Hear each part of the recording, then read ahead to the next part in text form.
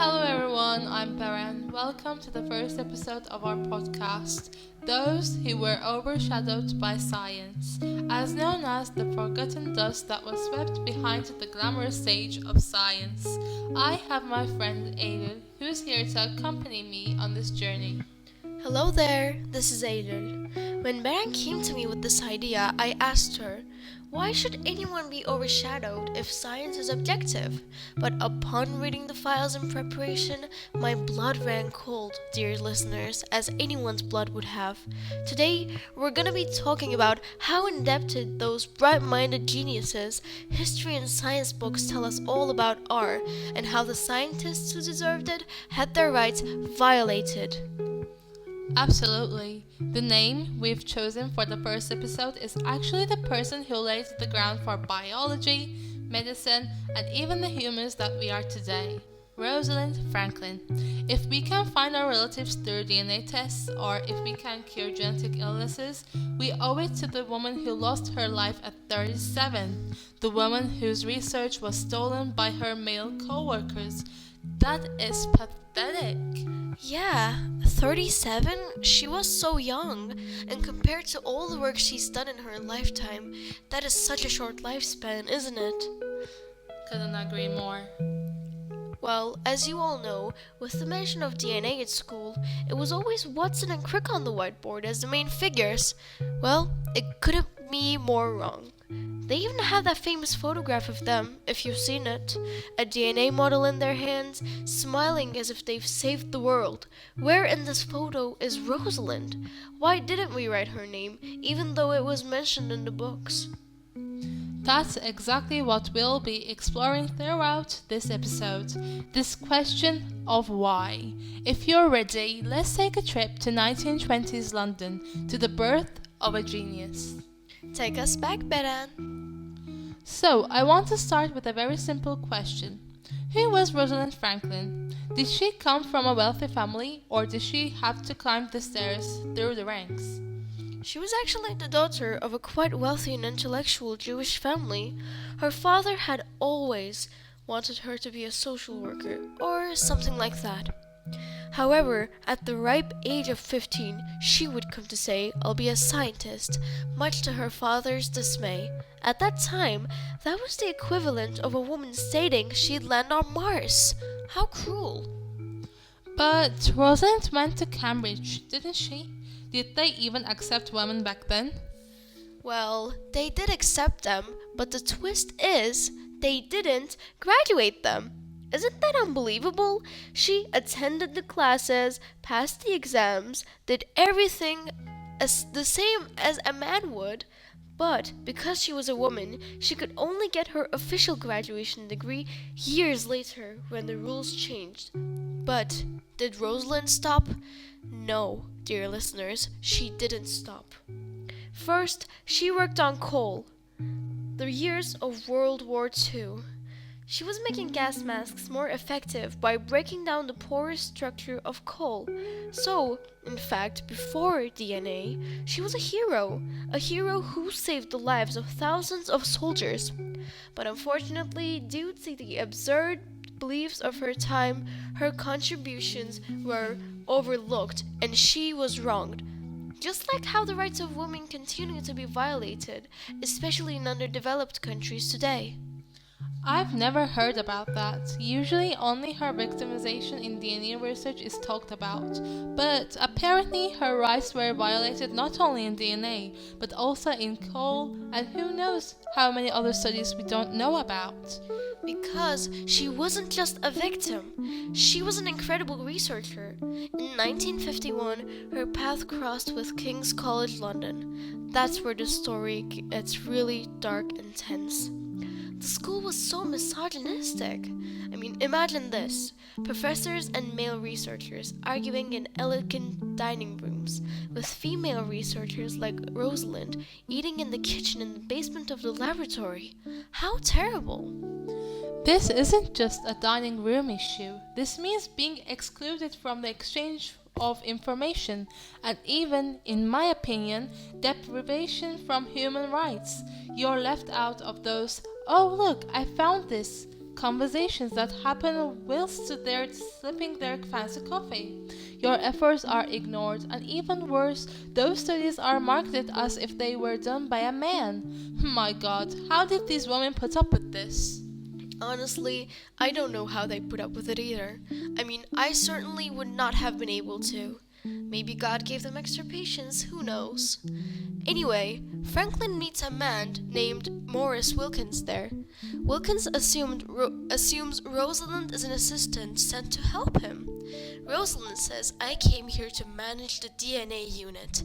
That famous friction between them is not actually a miscommunication mishap, but a clash of mindsets.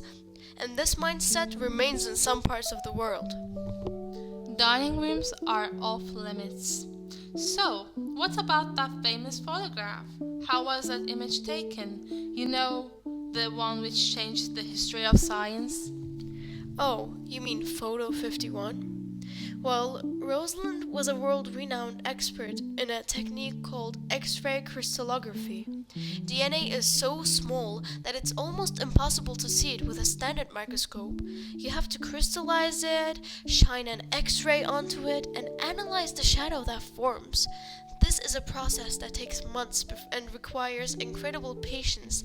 To put it simply, it is not a cut for all. Patience and graduation. Yes, and one evening in 1952, she takes that famous photograph 51. When you look at the photograph, you only see an X mark, but that X is definitive proof that DNA is, in scientific terms, a helix. Rosalind takes this photograph and begins the calculations. She doesn't say, I'll announce it right away. Her meticulousness is her greatest virtue, but perhaps it's what brings about her downfall. Why? What were Watson and Crick doing at that time? Oh, what were they doing? Don't even get me started. They were literally playing with toys in Cambridge like a bunch of kids would. They were trying to build DNA models from cardboard and metal pieces. So, there is a huge difference because, Rosalind was studying with X-rays, but those two just working on cardboard and metal pieces. Yeah, no wonder why it wouldn't work. 3 spirals, 2 spirals, where are the links? God knows how many spirals. They were at a dead end, my dear listener. Then one day, Wilkins, without Rosalind's knowledge, takes photograph 51 from her desk and shows it to James Watson. Wait a second, I need to picture this scene. A man taking a document from his colleague's drawer and giving it to her rival? Isn't that theft? My God, I'm going to lose my mind. Yep, as bad as it is, it's true. And in the scientific world, it's disguised as informal information sharing, but yup, it's a betrayal. Years later, Watson shamelessly writes in his book about the moment he saw the photograph. He says, and I quote, "The moment I saw the photograph, my jaw dropped, my heart pounded. Do you know why? Because that X shape, it told him everything.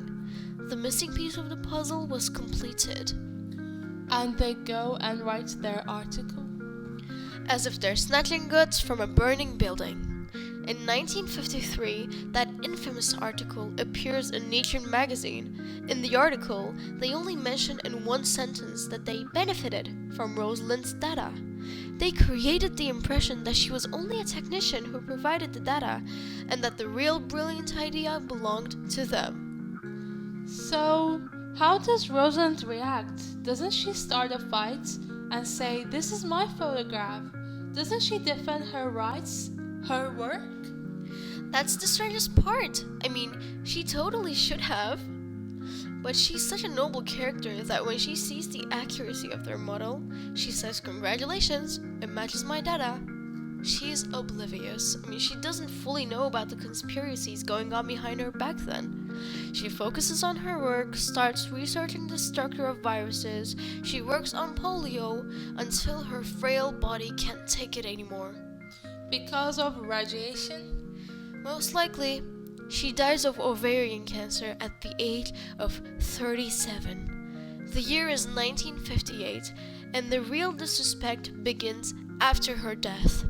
When the Nobel Prize is awarded in 1962, Watson, Crick, and Wilkins got on the podium, and Rosalind's name isn't even mentioned.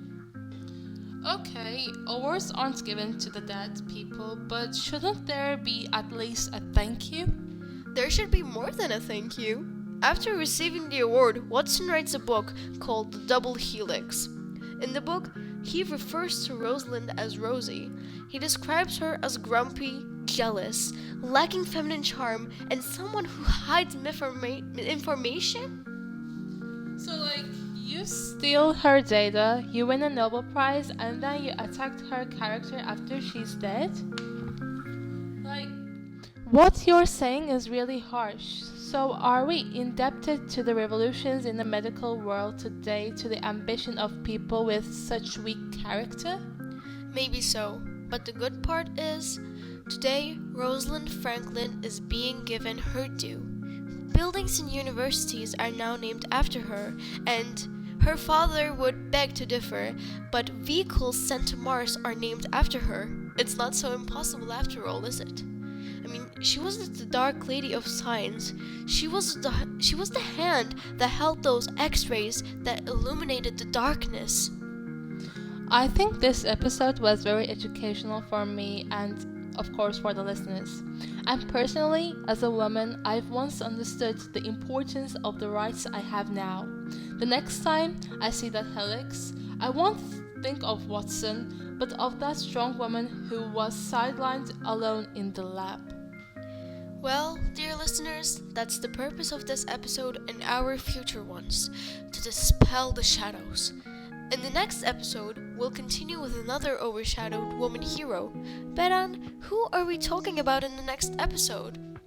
In the next episode, we'll turn our attention to the skies agent. We'll look at Cecilia Payne, who despite discovering what stars are made of, lost the award to her teacher. So, until the next episode, stay curious, stay just. See you later and stay fair.